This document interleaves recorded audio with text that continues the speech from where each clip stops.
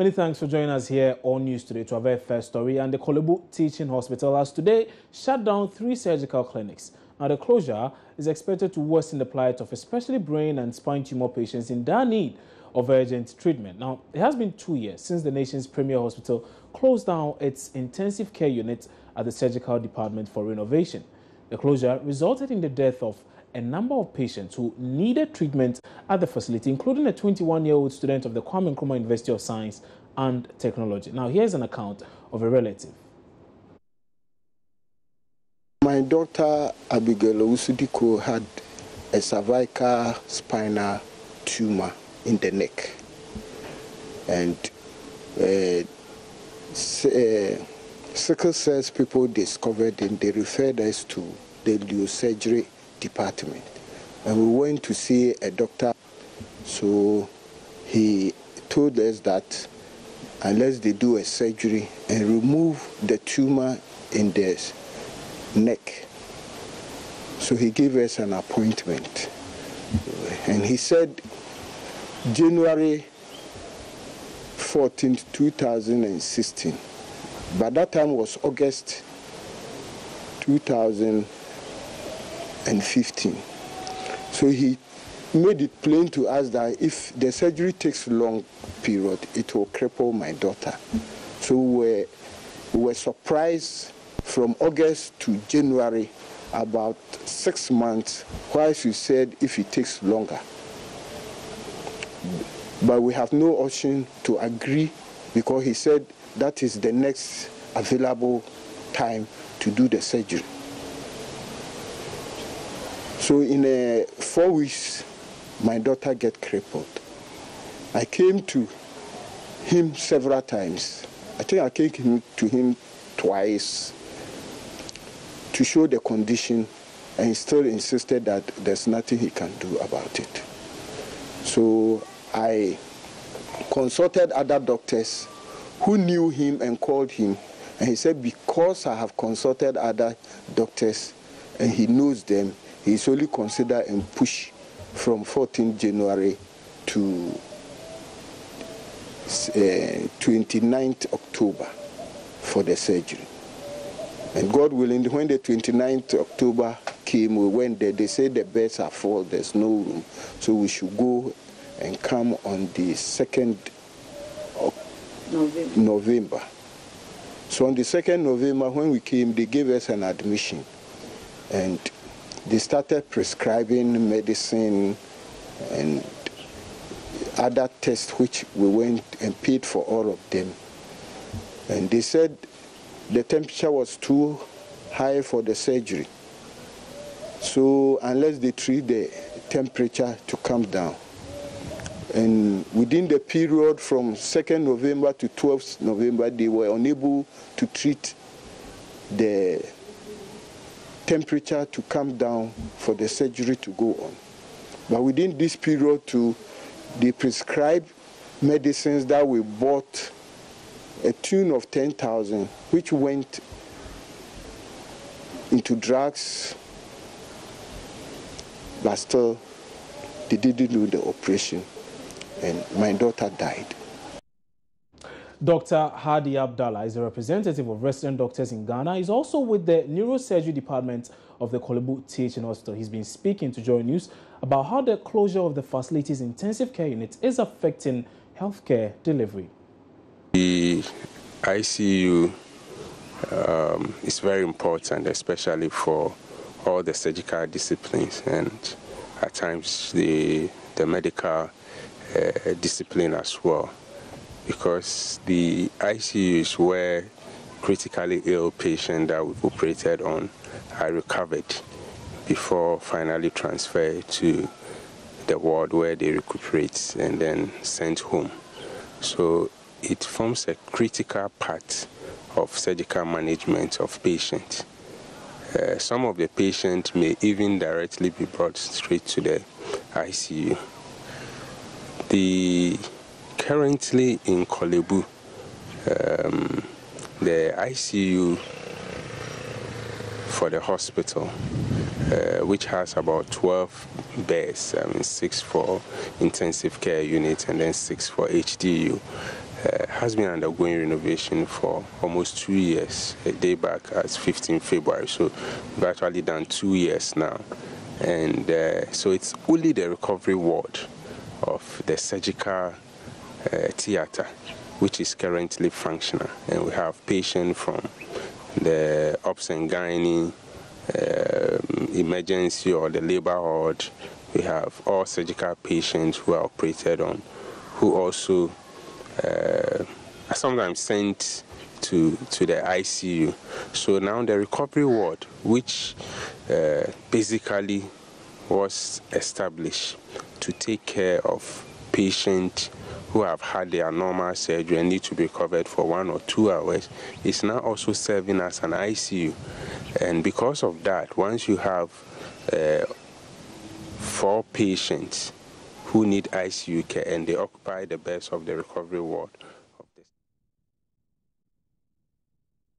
Well, we'll be going live to the Kolebu Teaching Hospital in a bit because we are told that the health minister is currently at that particular facility on a tour. We'll be touching base with our correspondent on that particular beat in a while. But away from that, let's turn our attention to what's going on in Parliament. And Upper East Regional Minister Designate Albert Abongo has pledged to run a transparent administration if his nomination is approved. Now, responding to questions before the Appointments Committee of Parliament, the nominee downplayed suggestions he's been appointed by the president for election purposes because of his ethnic background. Parliamentary correspondent Elton Brobe joins us live with more on this. So, Elton, what more has he been saying, really? Well, he's spoken about quite a number of issues. You know that the Upper East region is regarded as one of the poorest countries. He was asked about his plans to address the issue of poverty, low enrollment in the region. Relating to the issue of poverty, he told members of the Appointment Committee that he will be collaborating with the various district assemblies to ensure that they create employment avenues for people of the Upper East region to stem the tide of people moving to the southern part of Ghana to engage as herd porters. Now, among some of the things that they will be doing is to create irrigation dams, because according to him, the Upper East region has a short rainfall pattern, and that's the more reason why during the dry season, many of them will love to move to the southern part of the country to work, to engage in menial jobs, but unfortunately they don't return to the Upper East region. That is affecting education enrollment in the region. Okay. So among the things that we'll be doing is to ensure that they expand the school feeding program, ensure that they're able to provide school uniform to kids of school-going age so that they're encouraged to stay in the schools. This same nominee, Albert Abongo, who is also the Member of Parliament for the Bongo constituency, was once the Minister for Water Resources, Works and Housing. And it was during that period that government wanted to bring in the SPS housing deal. Unfortunately, it did not work out. Now, he was asked whether as a country we lost money and whether he regrets the fact that the project could not materialize. He says he does not hold any regrets. The only regret is that time was lost in the process. He was pushed as to whether you accept responsibility if it is found later that money was lost in the process. He said I will be willing to be charged for any financial impropriety if that should come to light. So these are some of the things that he's been responding before the Appointments Committee of Parliament. Okay. And is he the only person expected to come before the Appointments Committee today? No, right after him, the Ashanti Regional Minister, I'm sure the issue of Fulani herdsmen, and which has gained us right country, is something that members of the Appointment Committee would like to probe further. And also, and right after him, the Minister designated for Youth and Sports, Neil Antivana, will also take his seat before the Appointments Committee. All right. Elton, many thanks for your time. But let's now cross over live and bring you some live feed of that particular process currently ongoing in Parliament. They are producing very beautiful Bolga baskets. Okay, so there seems to be a bit of a problem with that, a challenge with that. We'll try and rectify it and bring you that particular feed. And that feed was brought to you courtesy State Broadcaster Ghana Television. You're still watching News Today here on your Joy News channel on Multi TV. We're taking a break. When we come back, we'll bring you a lot more stories.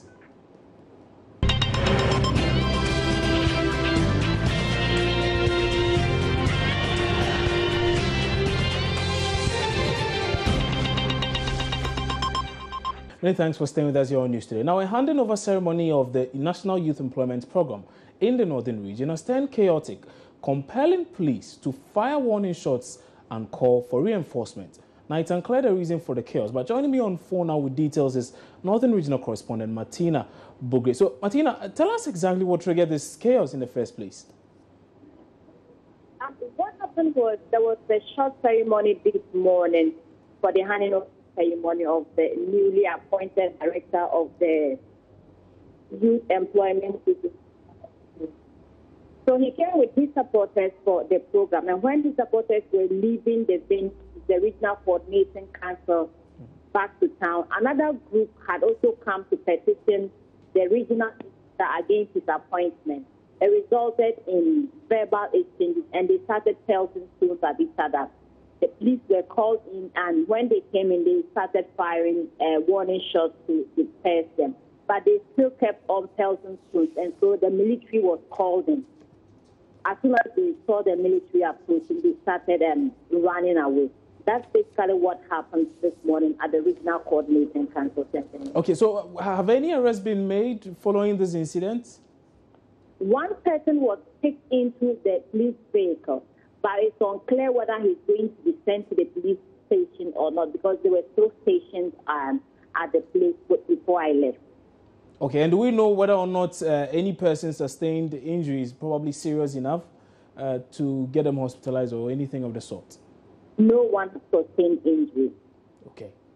Martina Bugre, many thanks for that particular update, and that was Northern Regional Correspondent Martina Bugre bringing us a lot more on that particular situation in that region, where we are told that a handing over ceremony of the Youth Employment Agency there actually turned chaotic and got police personnel there firing warning shots, and they subsequently called for military reinforcement, and that's how come they were able to remedy their situation. They will be bringing you a lot more on this in subsequent bulletins, particularly our news analysis program, The Pulse, which airs at 3 p.m. on this very same channel. But away from that now, and the Obuasi Municipal Security Council is assuring mining giant AngloGold Ashanti of its commitment to protect the firm's property and staff following the death of a senior official on Saturday. Corporate Communications Manager of AngloGold, John Owusu, died after he was run over by a company vehicle while he and other staff were running away from attacks by illegal miners. The Obuasi Municipal Chief Executive is, however, blaming AngloGold Ashanti for the recent chaos. No, I just want to find out what happened over the weekend. Do you think that AngloGold Ashanti called for it? I do not want to get into a discussion that would sort of result in a blame game. Wherever there are mining activities, as I've indicated earlier on, these activities of galamseyers happen. What we have to do is that we treat it as crime, so we will put in measures to avert it. Okay, but I'm just saying this because I feel that this was triggered by some past activities between the Galamsey operators and AngloGold. So if you can throw a bit more light so we can understand and appreciate the issues. That could be true. I've stated it somewhere else that when you engage the artisanal miners, what they tell us is that in the period between 2004 and 2005, when the company got overwhelmed by illegal activity of galamseyers, they sat down with the association, and the association put up a task force together. They were helping them secure. They were going to difficult areas to go and arrest people who had gone underground to do illegal mining, and they were feeding them. So they do not understand why all of a sudden in 2013, when they have that peaceful coexistence, they will come and flash them from a place that they suspect AG is not doing. They call those places abandoned sites, because for them, once you have decommissioned, I am not doing any mining activity there. Right. They think that whatever they go to do there does not affect it, because if you think there's anything of commercial essence, you didn't have left the place, or you didn't have decommissioned. For us, they are wrong too, but they come from that background that yes, you brought us there, we sat with you, so why is it that all of a sudden you want to forcefully get us out at a point when the company is also not providing employment for majority of the people? What we as managers of security in the municipality are trying to do is that we must do things within the framework of the law. If exist. It must exist within the framework of the law. The mine tells us that they are shedding off about 60% of their concession to the government, and they would expect us that when that relinquishment is done and completed, we, the municipal authorities, through the Minerals Commission, could secure a legitimate place on that ceded portion for the small-scale miners for them to go and do their business legitimately. So we're working at it. All right. So you spoke about employment from AngloGold to people around the community where they operate. You don't think that they've provided enough employment, or they haven't provided any employment at all in these operations? They used to, but it's been consistently coming down. And as at now, there's not any production activity taking place. So they can't even employ, because if you're going to employ them, there's nothing for them to do. Okay. I want to find out from you what has happened. I know you don't work with AngloGold, but do you see that this is going to further affect their operations? It would.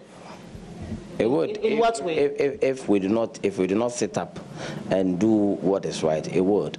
It would first and foremost not let the mine look attractive for an investor to come and put money into it. That's why we're all concerned. I want to make sure that we reduce or eliminate illegal mining activities on the mining area of the Obuasi mine concession. But are you aware that the company has suspended operations? They have not suspended operations. The company is not doing active mining for about 3 months now. They have not. I live with them in Obuasi. They are for about 3 months now. They have not been doing active mining. They are not doing production. What they are doing is what we would describe as care and maintenance, and that's still ongoing. We're taking a break here. On News Today, we'll return shortly with a lot more stories. Don't go away.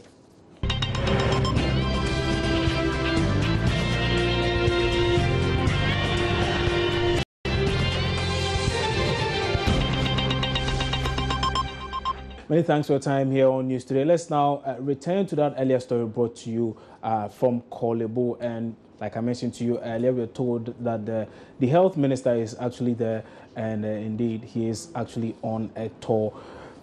Okay, so we are told our correspondence line has dropped there. Once we have it, we'll bring that back to you. But let's move on and talk about security. An ascension to the throne in the northern region of Ghana is being documented as part of steps to dealing with the many chieftaincy conflicts that have plagued the region. The project is being carried out by the National House of Chiefs.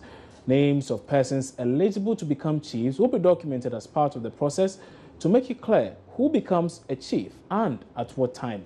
Outgoing Northern Regional Minister Alhaji Limuna Muniru Mohammed, who announced this to Joy News, is optimistic this will bring about peace in that region. He's been speaking to Seth Kwame Boateng. If you look at all the conflicts in northern region, they have to do with chieftaincy. Somebody must ask the question, why? What is happening? Don't we have traditions again? Why must we even allow courts to determine who should be a chief when there are customs and tradition? Because being a chief is not by appointment. You understand? It is by customs and tradition. Are the custodians no more telling us the truth? What is it that people think that the best way now to become a chief is to kill your other person and move to become a chief? Because the more you delay and you don't tell them the truth, the tensions will push them to do things that are not. So we must find a way of finding it. Because the other time I talked about ascension to throne. Is it that we have not documented this and it is in the head of one person?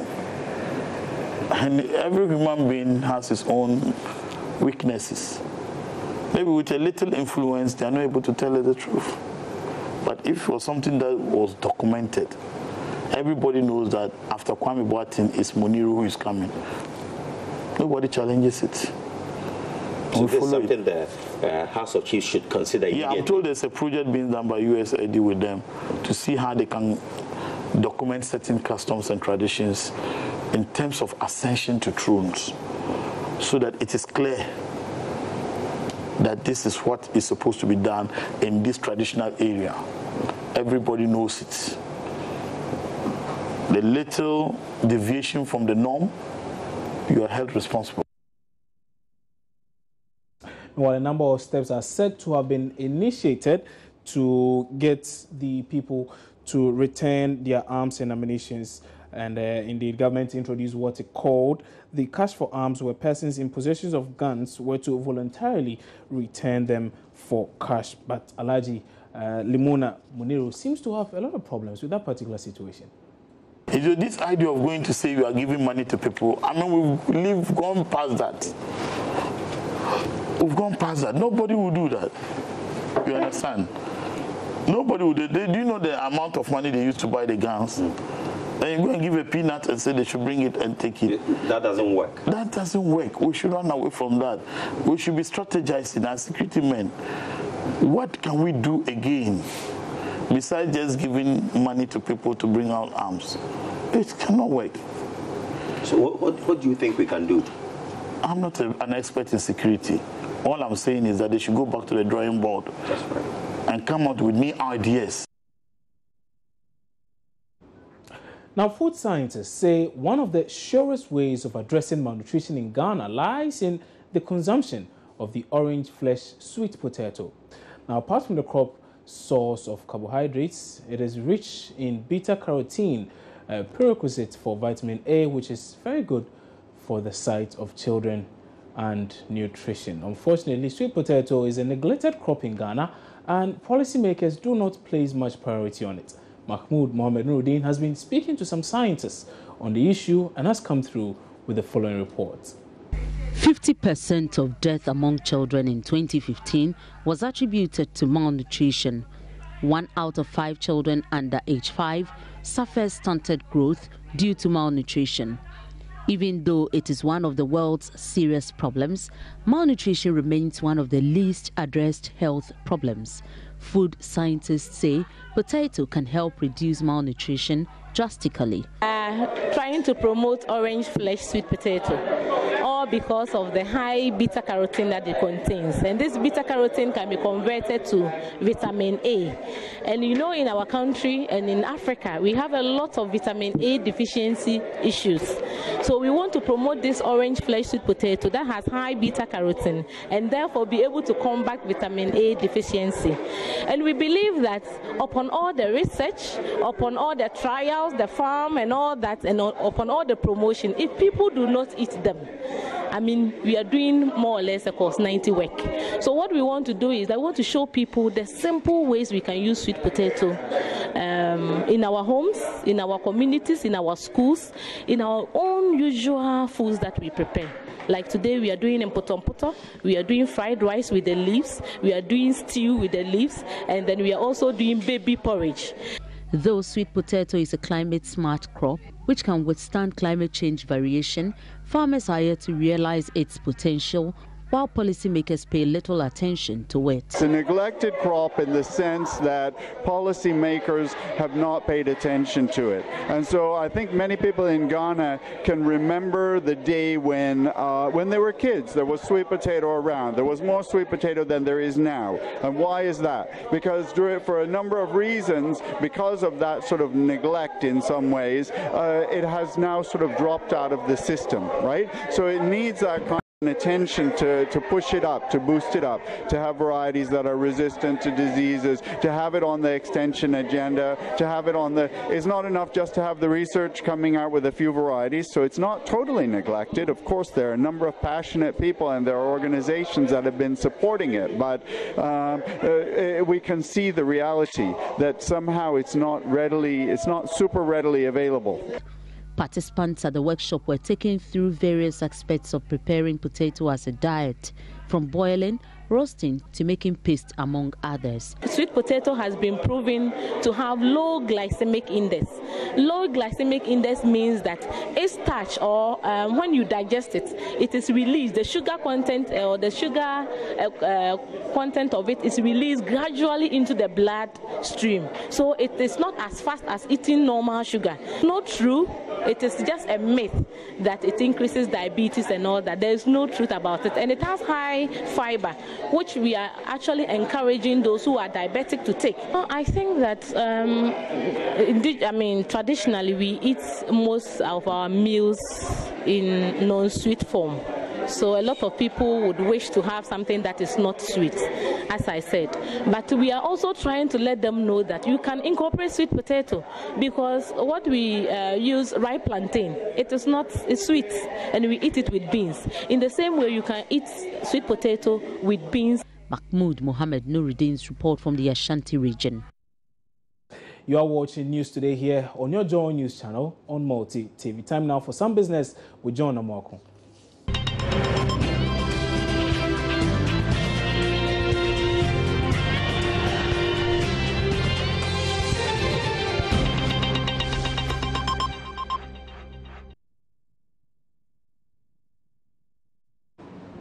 And it's now time for business, and the Tema Oil Refinery is finally back in operations after shutting down for almost a year due to funding challenges. Joy Business is learning the refinery formally resumed operations last week after several test runs to aid its operations in a long term. But is this development sustainable? George Wiafe has more. TOR is said to be working on about 1 million barrels of crude oil this month, which analysts believe could translate into about 40% of product supply onto the market. Sources say an agreement has been reached between TOR, importers of petroleum products, and oil marketing companies to supply these products to them. However, the other side of this is that it could help the country save some dollars that it always uses to import finished products. This is because it is believed that it's a little bit expensive to import finished products compared to crude oil. With TOR in full operation, plus the country's strategic reserves at Bust, and bulk oil distribution companies in full operation as well, it is believed that some of the recent challenges with the continuous supply of petroleum products could be a thing of the past. But with recent experiences at TOR, when it had to shut down after a few months of operations, there are some who are still skeptical about this resumption. In a related development, Joy Business is learning that managers are close to reaching an agreement with some banks to clear the much talked about TOR debt, not running into millions of dollars. And meanwhile, government has vowed to protect the interests of Ghanaians in any possible job cuts by oil companies as a result of the declining international crude oil prices. A number of the global oil giants in the country have indicated plans to lay off some workers in a bid to stay in business as the oil prices drop. Petroleum Minister Emmanuel tells Joy Business, even though government admits the need for such job cuts, the interests of Ghanaians must be paramount. Well, obviously, it has affected a lot of job losses. There has been a lot of cuts globally. And I don't think Ghana has been spared in that angle. What we have done, though, is that we've put our foot on the ground. We've fought with the oil companies. We made it clear that in this young industry, where we are building capacity, this is not where you cut and cut and cut. We need to make sure that critical areas we protect, and that's what we've done. An Anglo-Gold Ashanti AG has suspended its essential services following clashes between illegal miners and some of its staff, leading to the death of one of its top managers. The clashes on Saturday led to the death of the company's communications director, John Owusu. The illegal miners overpowered security officers detailed to protect Anglo-Gold's concession, which has been illegally taken over by the Galamsey operators. Police in Obuasi are yet to make any arrest. The deceased and other AGA officials had gone to one of their mining sites taken over by the illegal miners, but violence erupted as the miners clashed or chased them and hurled them stones. The Metropolitan Chief Executive MC for the area and the police commander have been holding meetings with the management of AGA over the matter.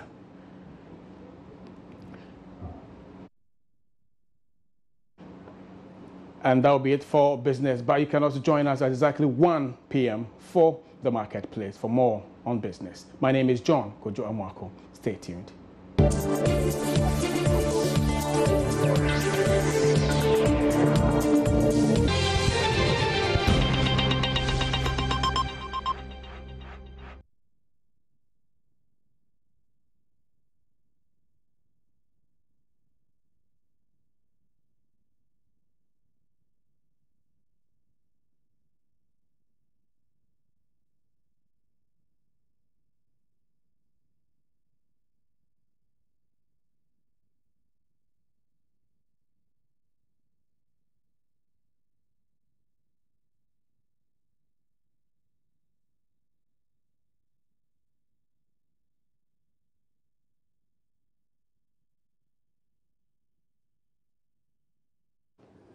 Now, for the first time, a female student of the Richard School in Accra has emerged winner of the Scripps National Spelling Bee Championships in Ghana. Ifwa Ansa Manukri outspelled 140 other students to become the overall winner of the 9th edition of the Spelling Bee competition.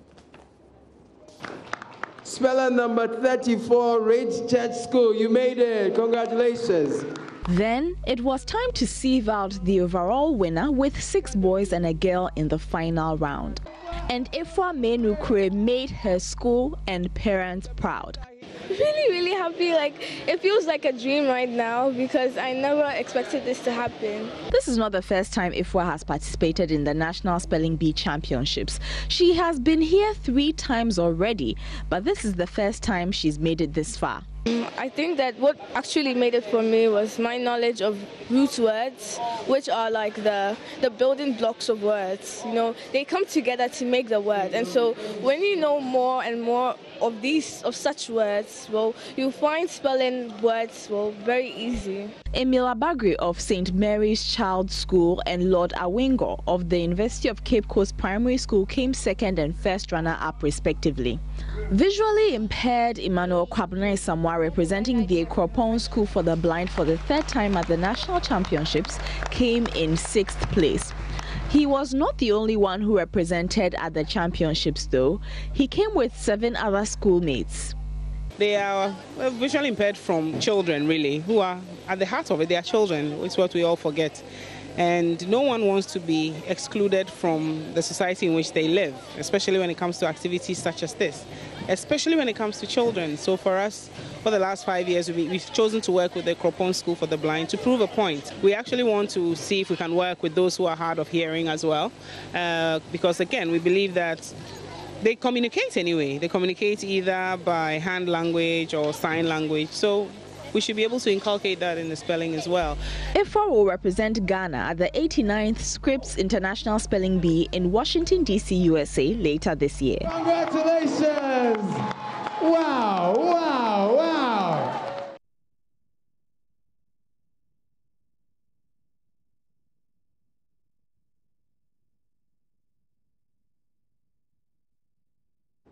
So you're still watching News Today here on your Joy News channel. Time now for some. My name is Gladys Osei Oredu. Actress Nana Mama Brown says that it is going to take sponsorship for her to be able to get married. She was speaking on a program on our sister station, Adum TV, Bisanyum.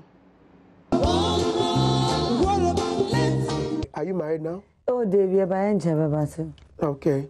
But you're in and I'm family dating to our I don't know. Oh. Maybe some catch a Ghana for say right. Okay. Because when you baby, so me catch some why I said a Ghana for domino. Just a sponsorship. There is just a sponsorship. And this is a sponsorship. I'm not joking. Stadium crying in Nipanenko. Because me my dog one cry and this I mean no bien kind area. No go a marriage event is a concert. Sponsored by Joy Daddy. Oh, my sponsors are. No, why am I Ghana for? Now, let's shift our focus now to the theatre. In his bid to also contribute to the growth of the theatre industry in Ghana, young playwright and director Kobna Ansa is out with a new play, I Want to See God. He was speaking on our flagship entertainment program, The White Carpet. Maybe I think all this marriage thing is a setup to be strangled by a self-styled stranger called a wife. Can someone here show me what spaces I want to go hide there? Morning is yet to be laid bare. And I will definitely kiss and a nagging I'll surely not miss. Can someone show me where the heavens I want to sue the deity who ordained this albatross of a marriage? Someone show me I want to sue God. So why do you want to sue God? What has God done to you? So I get this often, you know, anytime you say I want to sue God, everyone asks, in which court? Yeah, so there are so many issues in life which sometimes we get angry about. And I want to sue God as a satire. Okay. We are mocking society. Some of the things we do, some of the choices we make, and eventually we put the blame on God. For instance, in our society, you can see so many things we do. For instance, for the June 3rd disaster, yeah, it was due to our own actions and inactions. Okay. Eventually, we put the blame on someone. who might be God anyway. So when we are looking at marriage, does God put people together? And if he doesn't go out, do we go back to blame him? So that's what I Want to See God is basically about. So I Want to See God is happening at the Central Cafeteria on Legon campus on 13th of February this year. And that's it for entertainment. Thank you so much for your time. Thank you, Airtel.